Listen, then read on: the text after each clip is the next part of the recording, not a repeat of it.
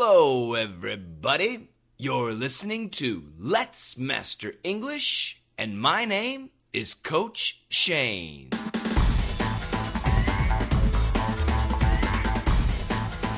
Hello, everybody. Welcome back to Let's Master English, podcast 41. Thank you so much for listening. Welcome to the family. I am your English coach, Shane. That's coach, C-O-A-C-H, not couch, C-O-U-C-H. So many people call me Couch Shane. Well, I guess it's better than Chair Shane. Anyway, in today's podcast, we have the news, some facts from Country Shane. I think we have 5 questions today. Great stuff. Really good questions. I'm going to talk about our book club, and at the end, I'm going to talk about DDM Lite. Yeah, we have 2 sponsors today, Audio and DDM. So, I need to mention something very important. One of our DDM members, he's a lifetime member, Kim Jun Bum. He is just an amazing person, and he spent a lot of time creating a blog specifically for mobile phone, for cellular phone, mobile phones, your smartphones. This blog is specifically for mobile phones, and the website is letsmasterenglish.blogspot.com.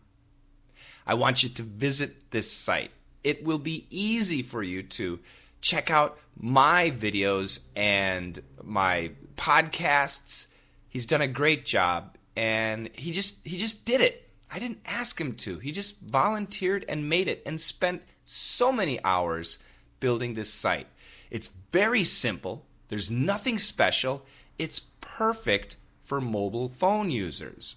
So, please check out his site and leave a comment. Just say thank you. It would mean a lot to me, and I know that Kim Jun Bum would definitely appreciate it. The website again, letsmasterenglish.blogspot.com. All right, enough chit-chat. Let's get into the news.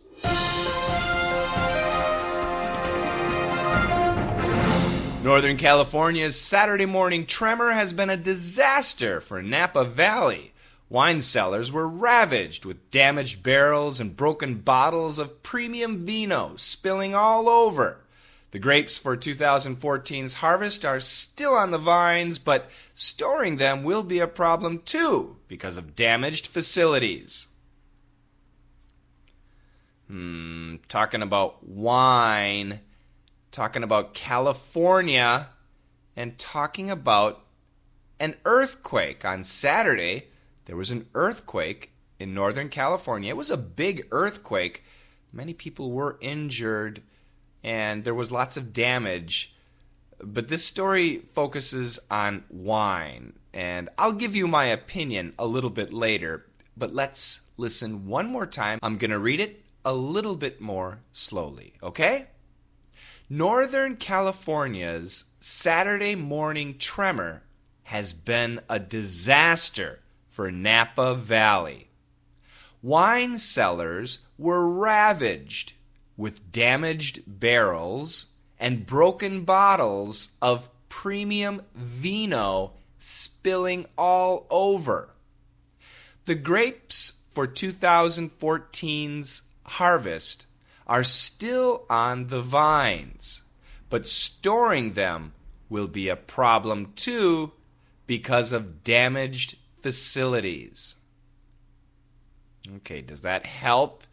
Yeah, there's lots of new vocabulary words, perhaps for many of you. So let me read the first sentence again. Northern California's Saturday morning tremor has been a disaster for Napa Valley. Okay, Northern California, no problem. Northern California's Saturday morning tremor. Tremor. What is a tremor? That's right, an earthquake. So early Saturday morning, I think it was like 3 a.m., I think it was a 6.0 earthquake hit Northern California. And that earthquake has been a disaster, disaster, for Napa Valley. So Napa Valley is the name of an area. Napa, N-A-P-A, Valley, V-A-L-L-E-Y. Napa Valley is north of San Francisco. Napa Valley is 100% famous for wine. The climate in Napa Valley is perfect for producing grapes, especially for wine. And actually, I guess, I don't know much about wine, but according to what I read, Napa Valley wine is very, very good.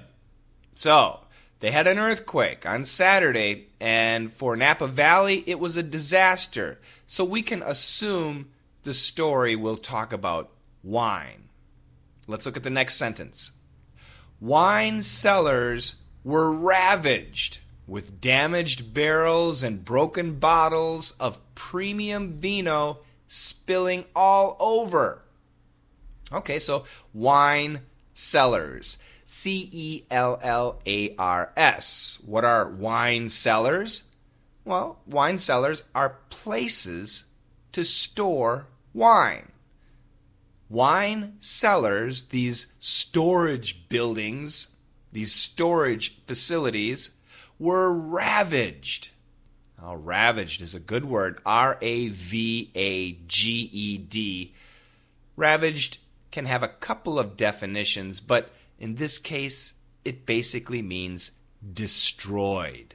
Destroyed. Now, not 100% destroyed, but anyway, damaged a lot. Destroyed.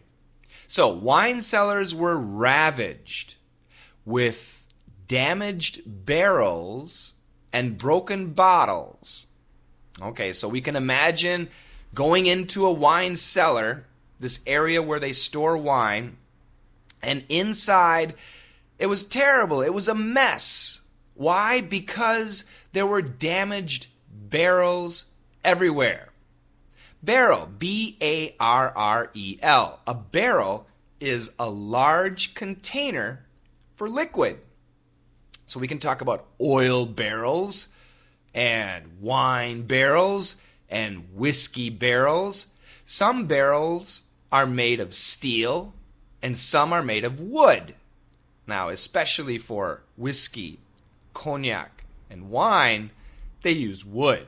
So because of the earthquake, many of these barrels were damaged. Not only barrels, and broken bottles. Okay, we know wine comes in a bottle. Broken bottles of premium vino. Premium, P-R-E-M-I-U-M, expensive, very good quality, very nice. Vino, V-I-N-O, that means wine. I believe vino is actually Italian, but we do say that in America too. So let me read it again. Wine cellars were ravaged with damaged barrels and broken bottles of premium vino spilling all over. So when we say spill, we mean liquid is going everywhere. You can spill coffee on your shirt. Ooh, that's terrible. Spill milk on the table. Yeah. Spilling wine. Spilling premium wine. Oh no. All over. All over means everywhere. So as soon as you went into the wine cellar, it was terrible. We've got damaged barrels and broken bottles of expensive wine, and the wine is everywhere. It was a mess, and very expensive mess. The next sentence, also the last sentence. The grapes for 2014's harvest are still on the vines. Okay, so this is 2014, and very soon well, they have many grapes, growing in California, and very soon they're going to pick the grapes. So we say the grapes for 2014's harvest. What does it mean, harvest? Harvest. Gathering or picking the grapes to eat, or to make wine, or to make jelly, or to make juice. So harvest season is in the fall. Some people harvest corn. Some people harvest grapes. We can harvest any type of crop, harvesting. Okay, so the grapes for 2014's harvest are still on the vines. What are the vines? Well, the vines are the grape plants. G-R-A-P, grape plants. Actually, the vines are the long stems. They grow and grow and grow around the long stems of grape plants. So on those long stems, the grapes are still there. They have not been harvested yet, but very soon they will be harvested. And there's a problem. Listen again. The grapes for 2014's harvest are still on the vines, but storing them will be a problem too. So after you pick the grapes, you have to put them someplace, right? You have to put them in a tank, in a barrel, in a bottle. But storing these grapes will be a problem too. Why? Because of damaged facilities. So in this case, facilities, places where grapes are processed into wine. And there are big tanks, and of course there are barrels and vats, V-A-T-S, and bottles. But many of these tanks, many of the barrels, many of the bottles, they've been damaged because of the earthquake. So putting these grapes someplace is going to be a problem. Now, this is a serious story for people who work in the wine industry. If you love Californian wine, if you love Napa Valley wine, you can expect the price of Napa Valley wine to increase. However, let's be honest. Is this a serious problem? No, it's just grapes. And every year we can get some more grapes. Yes, if you're a wine lover, it's terrible. And if you own a business, a winery, W-I-N-E-R-Y, then it's very terrible news. It's very hard news. So for those people, I do feel bad. But we're talking about an earthquake, a big earthquake. And as far as I know, nobody actually died. And many people were injured. There was a lot of damage, not just to Napa Valley, but to other buildings and houses. So there are many tragedies when talking about an earthquake. But wine as a tragedy? I don't know. Once again, I don't really drink wine. Actually, I don't drink wine. I can. My mom used to drink wine, but I don't think she does drink wine much anymore.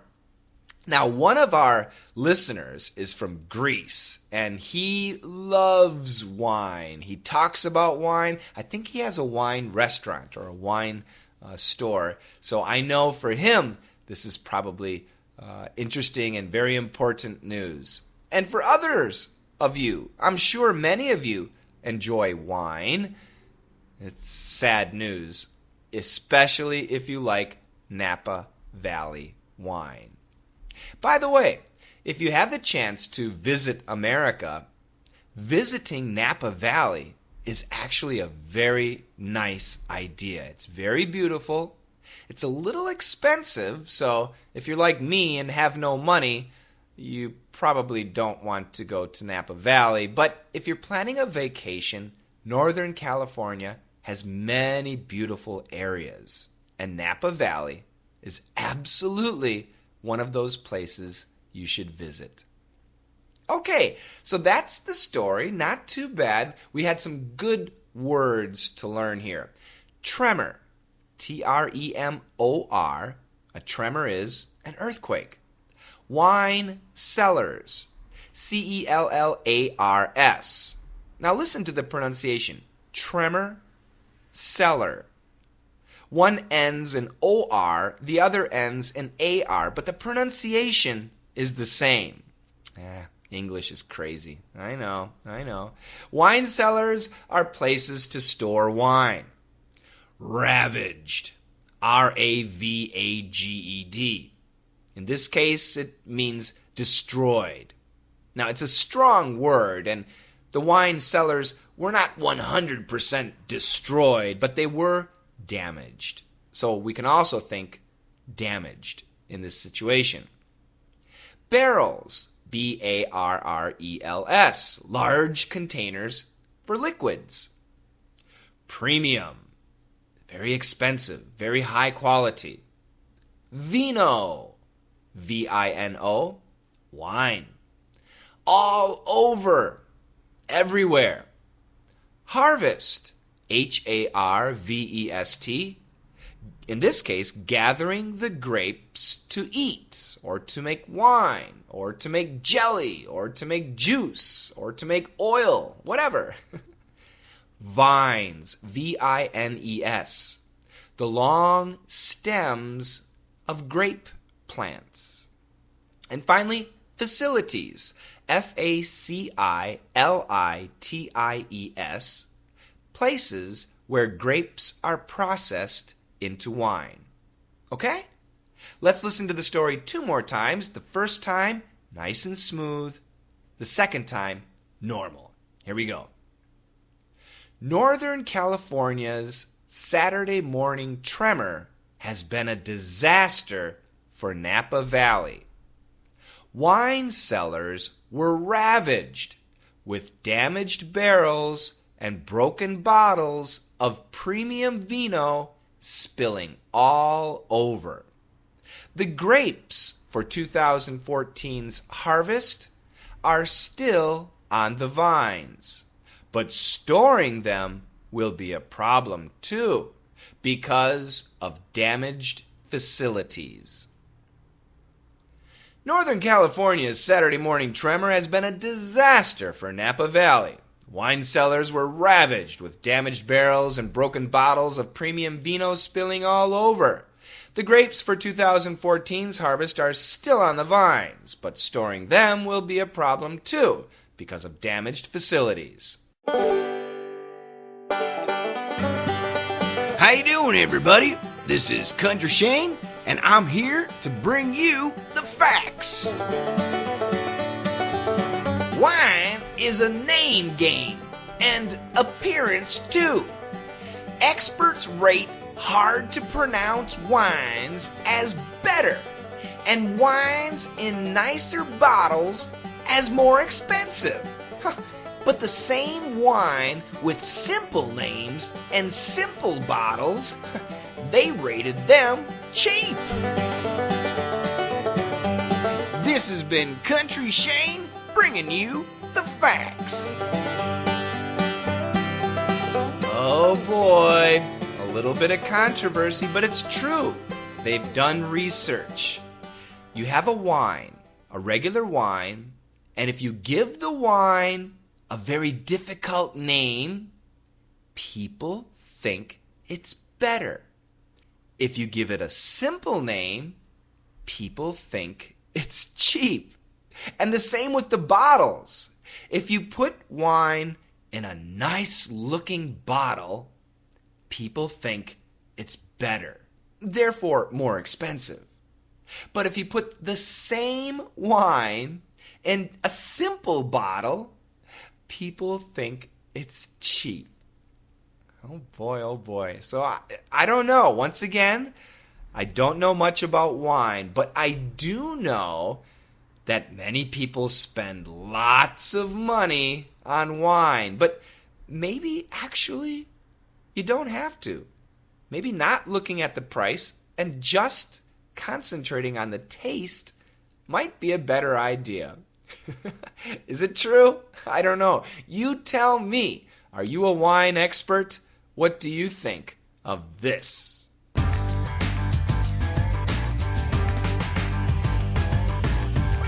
Today's first sponsor is Audible.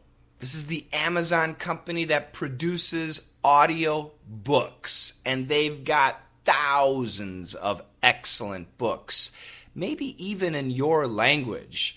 Well, they got tons in English. If you go to www.audibletrial, that's AUDIBLETRIAL, www.audibletrial.com/LME. That means Let's Master English. If you go there and click on the link, you will be taken to another page, but this is my sponsor. And if you sign up here, you can get a free audio book.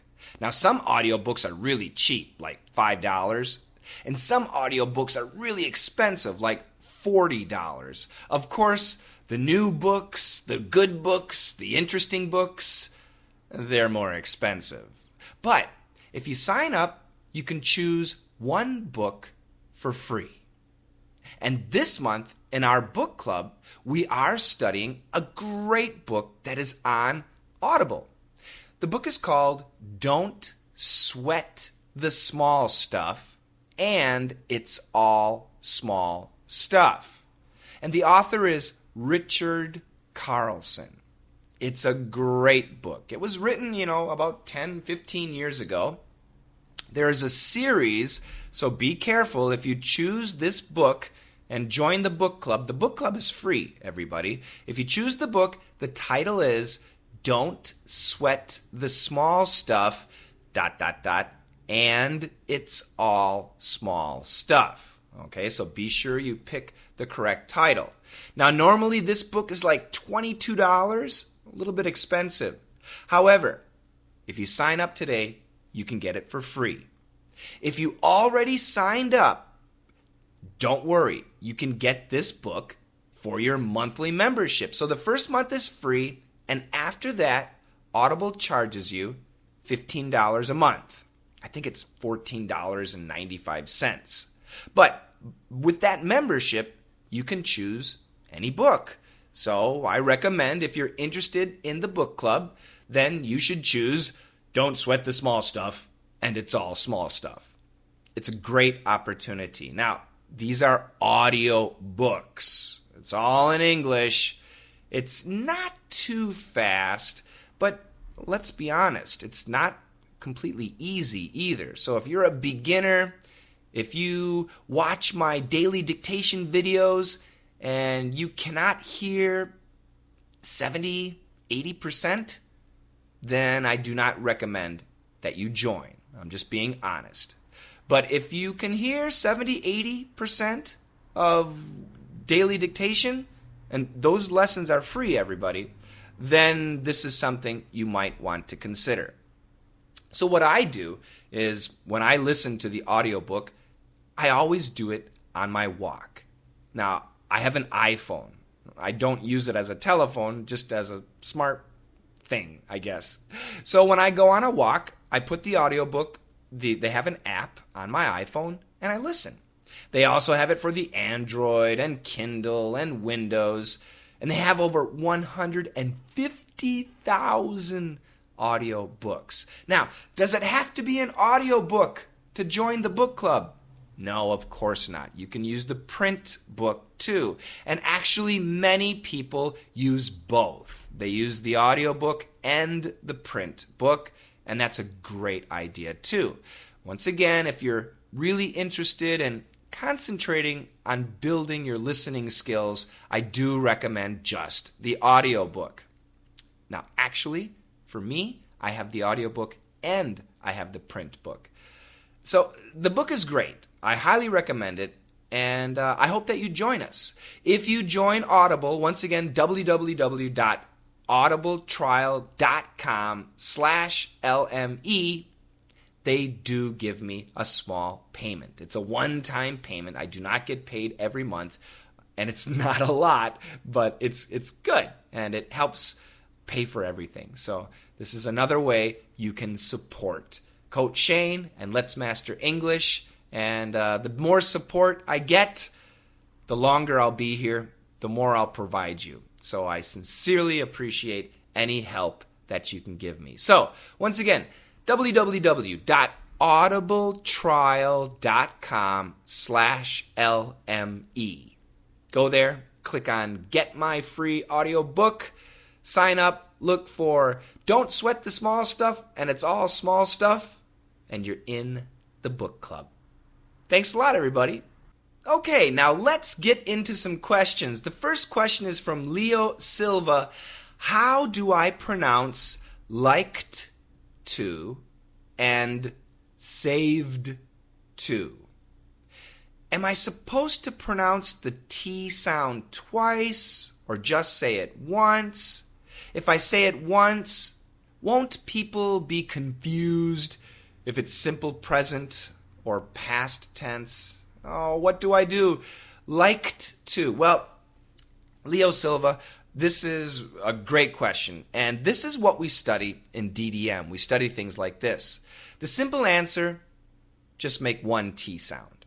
So liked to, when we speak normally, we say like to. I liked to ride bikes when I was young. I liked to ride bikes when I was young. When I was young, that means a long time ago. So in the context, we know it's past tense.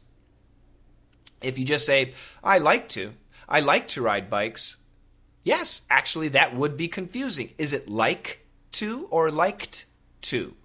So it depends on the context. And the same thing with saved to. Saved to. Saved to. Don't worry about the D. You can use the T only. Saved to. Saved to. And I don't think saved to would be very common in a sentence, but that's the idea. Promised to, put them together. So if you have a verb that ends in an ED, and the next word is to, Americans, when they say it normally, they're only going to pronounce the T in the to, okay? Not always, but 96.3% of the time. So that's my advice, Leo Silva. Now, remember, everybody, I prefer students speak as clearly as possible. But to be honest, I liked to is a little bit awkward. I like to sounds much better. Thanks for the question. Our next question comes from Paula Mina. And Paula says, what does mind you mean? That's a good question. So mind you, MINDYOU. This is actually the same thing as however or although. And it can have variations like that. So I'll give you an example. I didn't eat breakfast. Mind you, I didn't eat supper either. So in that case, it kind of means also. I didn't eat breakfast, and also, you should know, I didn't eat dinner either. Mind you is not that common in America. It's more of a British expression. So when you ask questions like this, it's best to give me some examples, because depending on the sentence, the meaning can be a little bit different. But once again, however, although, also, that's usually what it means. So you're going to have to read the context, okay? Thanks for the question, Paula. Our next question comes from Mohammed Alajmi. How do I learn more academic words? How do I learn punctuation? Great question. Well, academic words, you have to read, or of course, watch videos like on YouTube or documentaries. That's the only way to learn academic words. Of course, you can open a dictionary and you can buy a book of academic words, but I don't know, it sounds kind of boring to me. If you're taking a test like the TOEFL exam, buying practice exams is really going to help you build your academic vocabulary base. Academic words are common in academia, not in daily English. So you're going to have to look, read magazines, read science articles, read whatever the subject is. My recommendation is read. When you see a new word, write it down. Look it up in the dictionary. Get the pronunciation. Make an example sentence. That's the best way to learn words. Punctuation, oh boy, that's a tough one. The best thing to do, to be honest, is write and compare your writing with other people. Once again, reading a lot will help you understand punctuation also. And there are several books that you can find on Amazon that teach punctuation. And I'll give you 3 titles. The best punctuation book, period. It's a great book for people who want to write. Grammar Girl's Punctuation 911 is also very famous. And my favorite is actually Eats, Shoots, and Leaves. That's EATS, comma, SHOOTS, and Leaves, LEAVES. I personally really like that book, especially the title. I thought the title was very clever.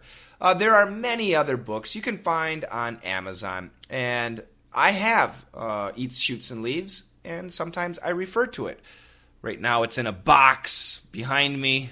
I still don't have a bookcase, but one day I'll be able to afford a bookcase, and then I can open up all my books. I'm very excited about that.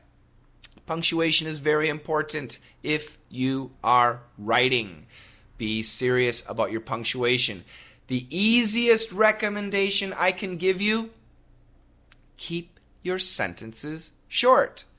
The shorter your sentences, the easier the punctuation. Our next question is from Esther Sanchez. Now, on Coach Shane's ESL YouTube channel, I made a video that talked about schools in America. And Esther has a great question. Do you get a minor at a technical college and a major at a university?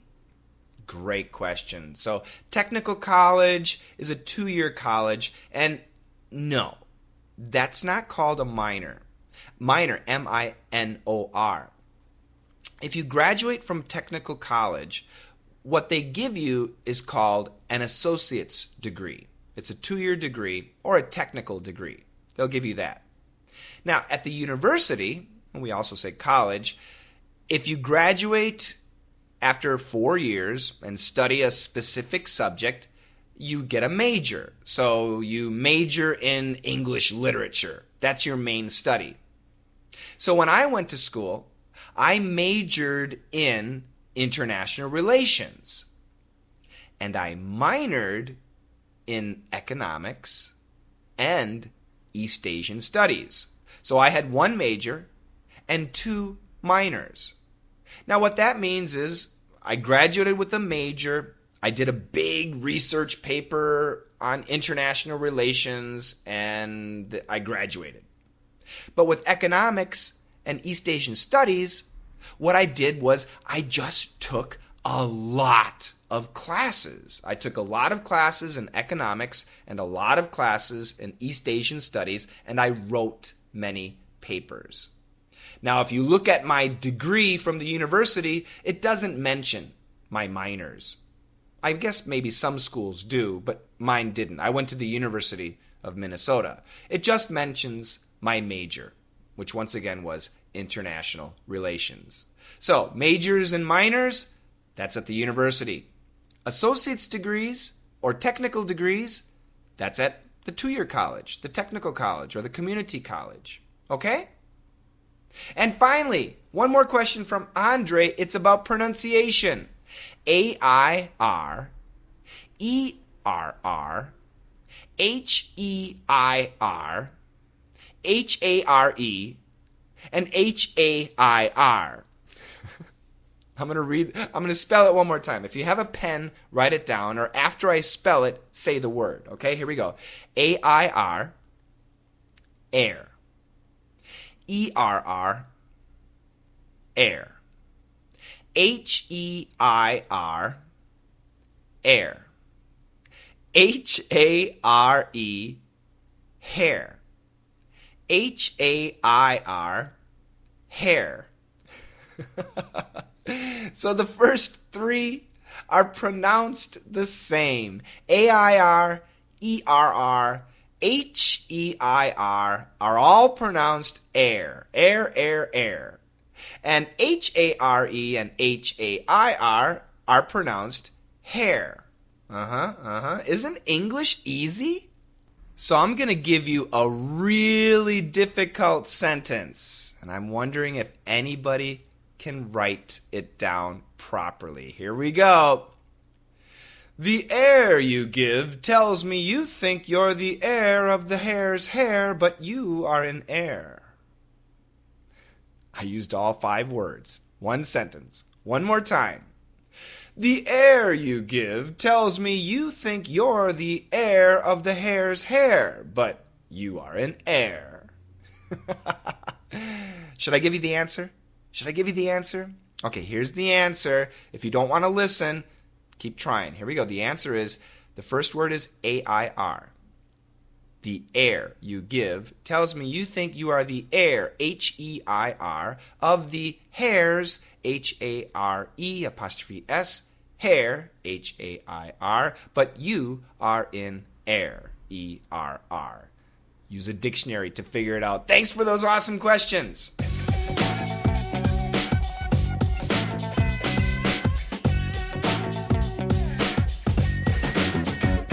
It's time for the book club, Coach Shane's book club. Once again, this month we're listening, and some of you are probably reading the book, Don't Sweat the Small Stuff, and it's all small stuff. It's a fantastic book, and it's made up of 100 things maybe you should be doing. And if you do these things, your life might be much better. So 100 things, basically in the book, it's 100 chapters. And what we did this first week, well, what I did, I hope you did it too, is I listened to the first hour of the book. And the first hour includes these chapters. I'm going to read the chapters to you, and then I'll talk about one of them, my favorite one. So here we go. Number 1, Chapter 1, Don't Sweat the Small Stuff. Chapter 2, Make Peace with Imperfection. Chapter 3, Let go of the idea that gentle, relaxed people can't be super achievers. Number 4, Be aware of the snowball effect of your thinking. Number 5, Develop your compassion. Number 6, remind yourself that when you die, your in basket won't be empty. Number 7, don't interrupt others or finish their sentences.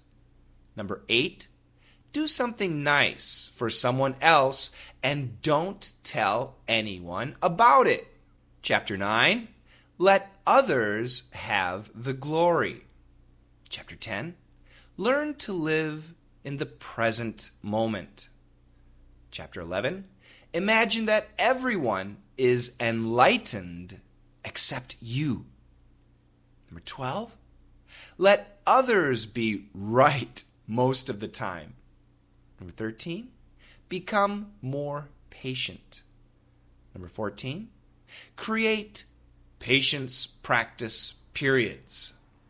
Number 15, be the first one to act loving or reach out. Chapter 16, ask yourself the question, will this matter a year from now? 17, surrender to the fact that life isn't fair. Number 18, allow yourself to be bored. 19, lower your tolerance to stress. Chapter 20, once a week, write a heartfelt letter. 21, imagine yourself at your own funeral. 22. Repeat to yourself, life isn't an emergency. 23. Experiment with your back burner. And chapter 24. Spend a moment every day thinking of someone to thank. So those first 24 chapters make up the first hour of the audio book. And once again, it's a 4-hour audio book. And, well, there you go. We've covered about almost 25 of the 100 points. All of these things are really good pieces of advice.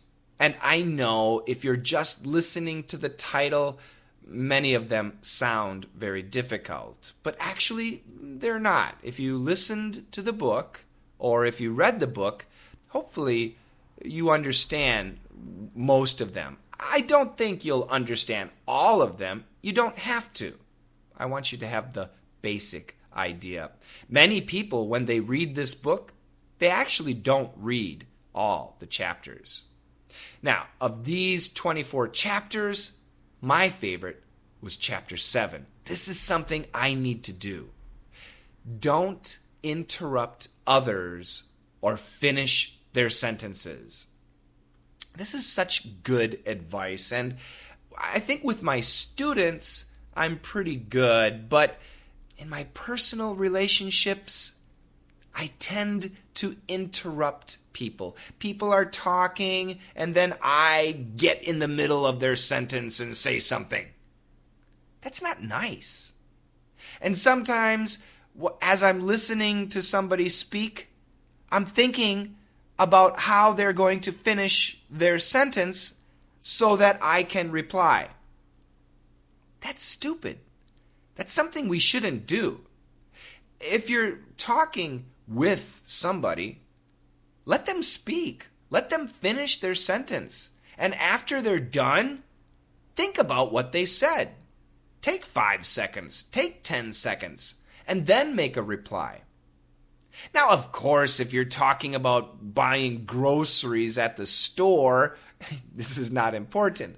But if you're having a discussion, if you're talking about problems, if they're talking about their day or some experience they had at work or at school, the message of chapter 7 is, shut up. Just let the person talk. And don't guess what they're going to say. Just listen. Maybe you'll be surprised. And then, if you have something to add, you can make your statement. You can say what you want to say after they're done. Now, I'm thinking of one person in particular, and I tend to interrupt this person way too much, and it's so not nice. So for the next week, I'm going to really practice chapter 7, not interrupting others, and I'm going to not finish other people's sentences. This is a great book, and it's nothing too philosophically new, but it's good advice. And I think all of us can use good advice. Even if we don't use it, it's nice to hear it, and that's why I chose the book. Don't sweat the small stuff, and it's all small stuff.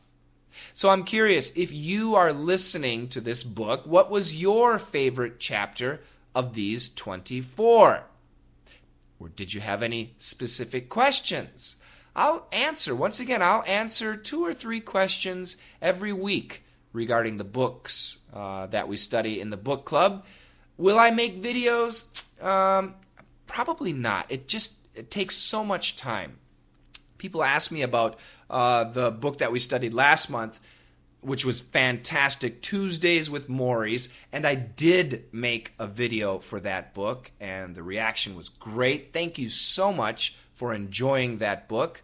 And they asked me, are you going to do a second video? Because I did say I would do a second video, but I'm not. And the reason why I'm not going to do a second video is, to be honest, the story kind of repeats itself. And, well, the guy dies, and that's just sad. And I didn't want to show you any tears in my expression. So no, I'm not going to finish, or I'm not going to make a second video for Tuesdays with Maury. However, if you have not read or listened to the book, it's a beautiful book. It's very, very nice, and I highly recommend it, as I do this book. Once again, don't sweat the small stuff, and it's all small stuff. You can get the book for free if you sign up here, audibletrial.com/LME. And that's it, everybody. Thank you so much for, once again, listening all the way to the end of our Let's Master English podcast. Remember, if you visit our Google community, that's Google community Let's Master English, you can find our podcast newsletter. Now, it takes about a week before I make it public. If you sign up for the email list, I send it to you much sooner, usually on Tuesday, sometimes on Wednesday. Parmi makes the newsletter. And you can get the newsletter by signing up here, www.letsmasterenglish.com/tryddm. And also, we have the complete podcast dictated. And once again, Roberto Remigio, I hope my pronunciation was okay. He was the team leader this time, and I tell you, the people who do the dictation for the podcast do an excellent job. It must be very difficult, and just thank you so much. These people are all volunteers. So if you are interested in dictating a section of the podcast, then leave a message for Roberto. You can find him on the Google Plus community. That's, once again, Let's Master English. And they split the podcast into sections, and everybody does a little bit of the dictation. And just outstanding. You guys make me so proud. I'm very happy to be your English coach. And finally, DDM Lite. I know many of you are busy, so we created DDM Lite for you, for the busy people. I want you to sign up. It's a great price. The lessons are fantastic. People who join stay, and they master English. You know, mastering English takes a long time. There's no question about that. So it's important to have fun. It's important to have variety, and that's what we give. So I want you to sign up. Go to www.letsmasterenglish.com/DDMLITE. All the information is there. You can check it out, and I hope to see you in the class. That's it, everybody. Once again, thank you very much. Don't forget, leave a message on iTunes, leave a rating, say hi. If you have an Android phone, get the app, leave a rating, and say thank you to Max. The Android app is right here, www.letsmasterenglish.com/app. Thank you, everybody. Have a fantastic weekend together. Let's master English.